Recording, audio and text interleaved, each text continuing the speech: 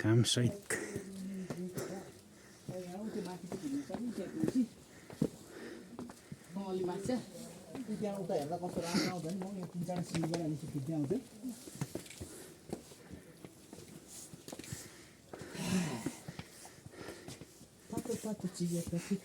यहाँ घोडा चढ्न पाउँछ नि हुन्छ ल अब त हिउँ यतातिर चाहिँ अलि धेरै नै हिउँ परेको छ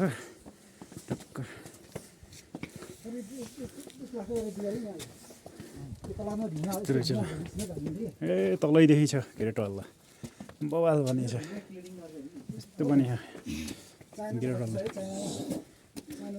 यताखेरि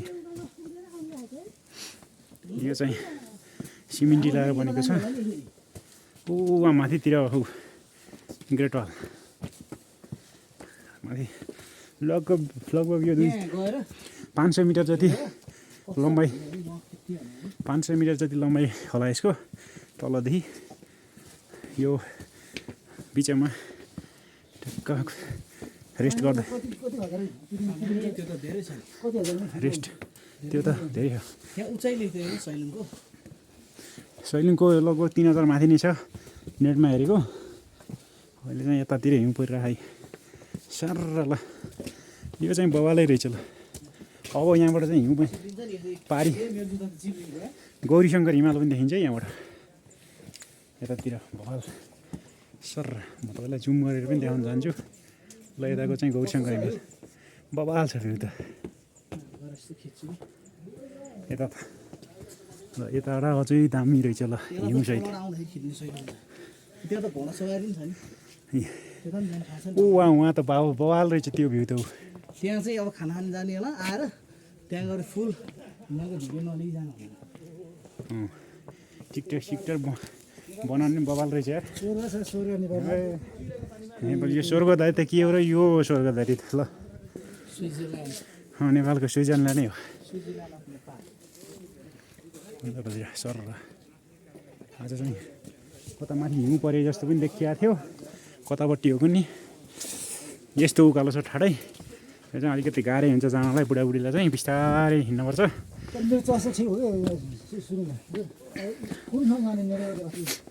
हामीलाई त यस्तो गाह्रो भए बुढाबुढीलाई त अस्ति गाह्रो हुन्छ ठाडै हो सिँढी चढ्नु चाहिँ 1 घन्टा लाग्छ ल बुढाबुढीलाई ओ वाउ भ्यू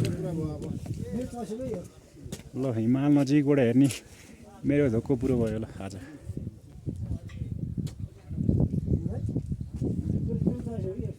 यस्तो छ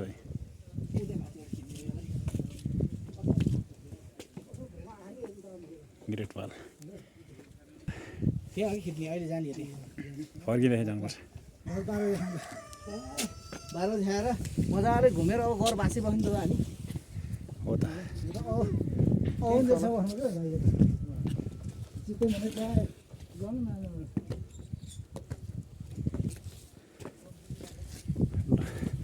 यता चाहिँ सल्लाह यो के को रुख भन्छ यसलाई सल्लाह नै होला है गोब्रे सल्लाह हो धुपी सल्लाह जस्तो हुने रहेछ है बवाल रहेछ यताको फाँट पनि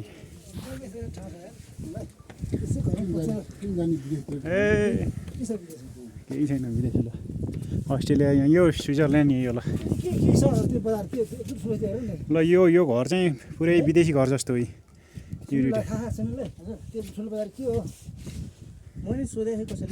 त्यो चाहिँ नाम्चे बजार होला दोलखाको प्रसिद्धि बजार होला टुप्पो आएन यो कहाँ स्वर्गधारी जाने बाटो भन्ने जस्तो ग्रेट वाल पनि भन्ने रहेछ यसलाई सर्रा अब यहाँबाट यता हिमालहरू देखिन्छ सर्रा टक्कै यस्तो छ भ्यू तल चाहिँ त्यहाँबाट चाहिँ बवालै देखिन्छ जस्तो छ अझै टुप्पो आउन माथि नै छ बाँकी अझ पछाडिको भ्यूहरू हेर्नु न यस्तो दामी बवाल चाहिँ घरहरू होस्टेलहरू खै होटेलहरू होला नि ट्याक्क बवाल होटेलहरू छन् टक्कै यस्तो छ भ्यूहरू सर्रा अझै माथिसम्म छ यो त स्वर्ग जाने बाटो जस्तो छ यार टक्क यतातिर अझै छ है अझै माथि टुप्पा पुग्नै बाँकी छ ए बबालै ल हेर्नु ल हाम्रो सबै साथीहरू आउँदै हुनुहुन्छ पछाडि पछाडि। म चाहिँ यहाँ भिडियो बनाउँदै टक्क आएको छु। यस्तो छ हिमालहरू यता हेर्नुहोस् पछाडि ब्याकग्राउन्डमा यस्तो बवाल बवाल हिमालहरू छ। गौरीशङ्कर हिमालहरू यो कुन कुन हिमालहरू छ टन्नै छ बवालै छ। अझै कति माथि रहेछ र अझै हिउँ हेर्नै बाँकी छ। हिउँ त कता परिरहेको हुन्छ यस्तो चाहिँ सर।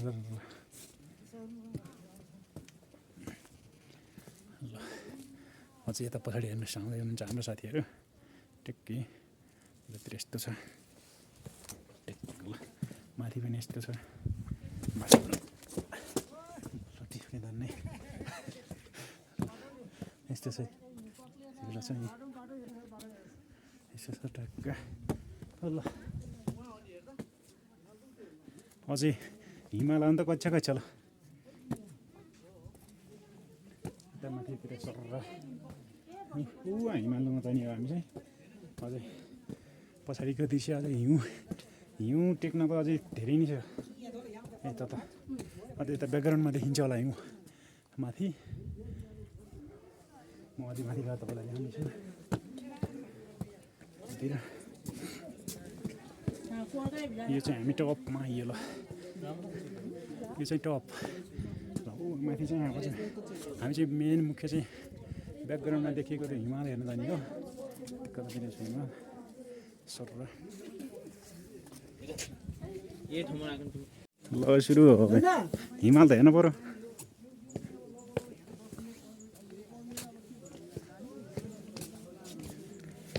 ल ल छिटामै आउन सक्ने आमा टक्क यत्न आएपछि हिउँ त छुनु पर्यो त्यही त।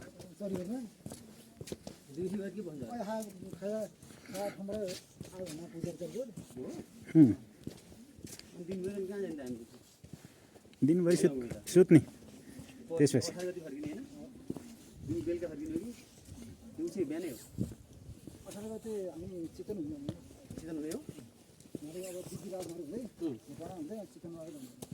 गोर्खाबाट निस्किने हो गोर्खा हुँदै उताबाट आरोबाट निस्किने हो ए गुड एउटै बाटो जाने। ल यता त बाटैभरि हिउँ परेछ यार।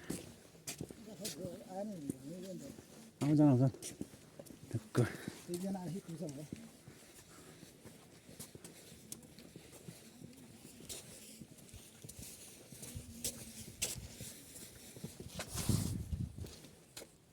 सिँढी रहेछ ल आउँछन् यहीँ टिकटक बनाऊ भन्छन्। ऊ जाने चाहिँ त्यो गइहालौँ भने होइन आउँछन् हिँड्दै गरौँ। यत्न आइसक्यो यत्न आइसकेपछि त जानु पर्यो नि त्यही त।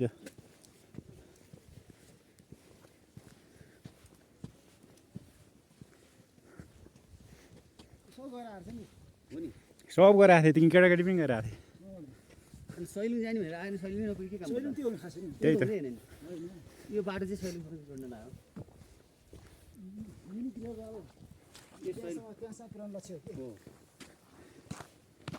यही लगाएको लाइनबाट जोड्न आएको।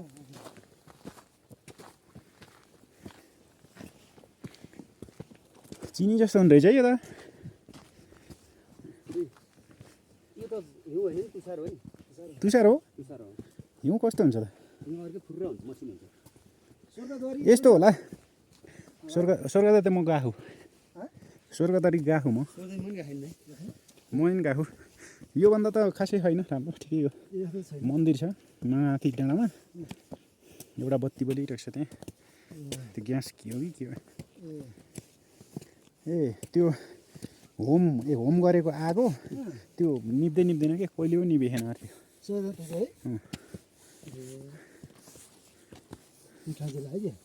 पिठन जिल्लाको एक दिन आएको बाइक हामी ए यस्तो होला खान्न आउँछन्। यो यस्तो होला यो बडी धेरै पऱ्यो भने हिउँ होला अलिअलि पऱ्यो भने तुषार होला है। यही नै हो भने अलिअलि पऱ्यो तुषार हो भने त्यस्तै होला। अलिअलि पोखरमा त्यसरी भन्ने हो अलि कति मिनट जति लाग्छ माथि टप पुग्नलाई अब लाग्छ आधी घन्टा नजिकै रहेछ ल आधी घन्टा त ठिकै हो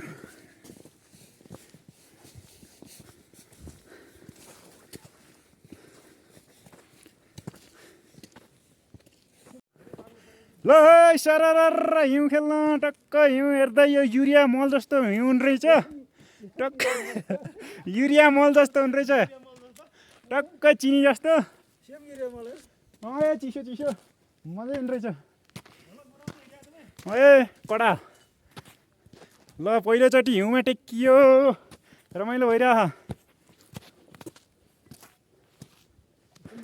अझै माथि टपमा त जानै बाँकी छ नि खत्रै माथि सैलुङको मेन मन्दिरमा अथवा त्यहाँ के छ झन्डा झन्डा टपमा पुगेर आउने हो स्तुपा छ कि अरे ल साथीहरू पछि पछि आउँदै हुनुहुन्छ आउन सक्नेहरू बुढाबुढी को हुनुहुन्छ उहीँ तल हुनुहुन्छ आउन सक्ने जति आउँदै हुनुहुन्छ आउन नसक्नेहरू माथि श्वासा हुने दम बढ्नेहरू चाहिँ सबै उहीँबाट फर्किसके हामी युवा चाहिँ टक्क यहाँ हिउँ त त्यत्न आइसकेपछि हिउँ त हेर्नै पर्यो हिउँ खेल्दै यस्तो हुने रहेछ हिउँ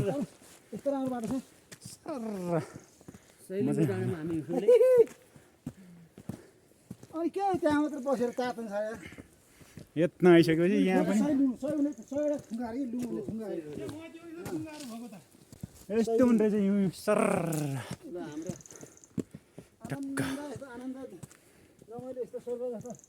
स्वर्ग जस्तो ठाउँमा आएर बिच बाटोमै फर्किनु त हुँदैन त्यही भएर खेल्नुपर्छ